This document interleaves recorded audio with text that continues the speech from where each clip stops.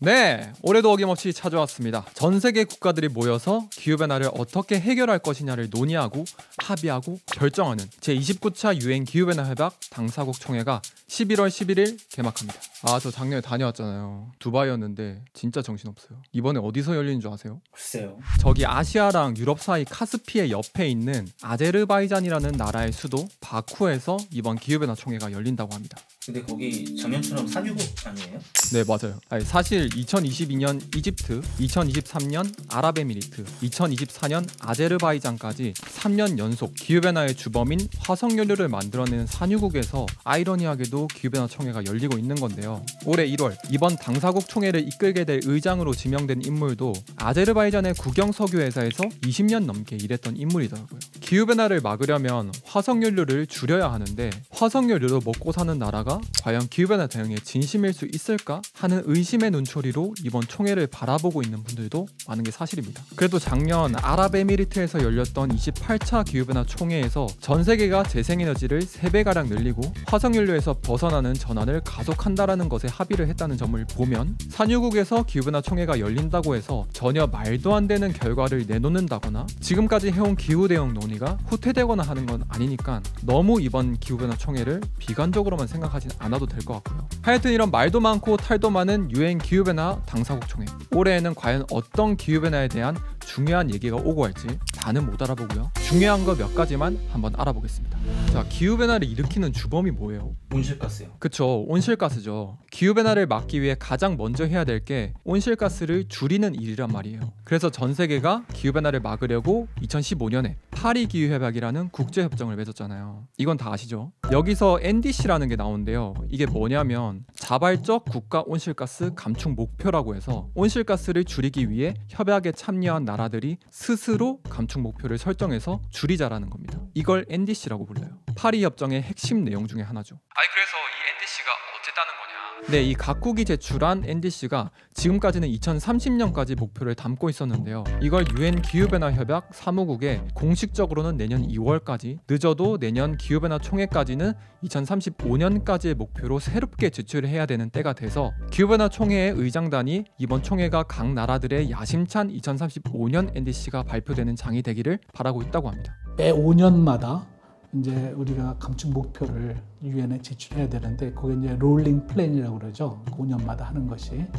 근데 그 5년마다 새롭게 제출하는 감축 목표는 그 이전의 목표보다는 높게, 그게 이제 진전의 원칙이라고 합니다. 높게 우리가 설정을 해야 한다. 그래도 거기에 맞게 우리가 2035년 목표는 2030년보다 낮게 해서는 안 되고 높게 하되 우리가 1.5도 우리 2050년까지 네트 제로의 목표 경로에 부합하게 그렇게 좀 설정을 했으면 좋겠다라고 하는 것을 강조할 것으로 또 예상이 되고, 사실 2030년까지 온실가스 감축 목표를 담고 있는 현재 전 세계 NDC의 수준이 파리 기후협약에서 약속한 온도 상승을 막을 수 있는 정도가 아니라서 이번에 새롭게 제출될 NDC가 이전보다 더 높은 수준으로 설정돼야 하는 것에 대한 필요성을 이번 29차 기후변화 총회에서 강조하려고 하는 거죠. 이제 2030년 이제 목표를 설정을 해서 제출을 했잖아요. 그거에 대한 한번 평가가 있었어요. 그게 이제 글로벌 스톡테이킹이라고 해가지고 글로벌 이행 점검이 작년도에 있었습니다. 그게 이제 28차 기후변화 당사국 총회 두바이에서 개최됐는데 거기서 나온 이야기가 긍정적인 측면을 하나를 조금 얘기를 했습니다. 뭐냐면 파리 협정 체결 전에 기후 행동을 안 했으면 지구 온도 상승이 4도 정도 올라간다. 근데 파리 협정을 체결해서 각국이 NDC를 제출한 것을 보면 합하보면은 2.1 내지는 2.8도 상승한다라는 얘기가 나왔죠. 그래서 파리 협정 체결에 의미가 있다라고 하는 측면이 있지만 파리 협정에서 추구하고 있는 전 지구적인 목표, 그 1.5도 목표에는 상당히 못 미친 거죠. 그렇기 때문에 현실적으로 이것은 매우 심각한 우려다라는 표현이 당사국 결정문에도 들어가 있습니다. 즉 전 세계가 제출했던 2030년까지의 기후변화 대응 수준이 파리 기후협약이 약속한 전지구 온도 상승 제한 목표에 부합하지 못하고 있는 상황이고, 새롭게 제출해야 할 2035년까지의 NDC에서 이 파리 기후협약에 부합할 만한 온실가스 감축 내용들이 나와야 하는 상황이라고 정리할 수 있을 것 같습니다.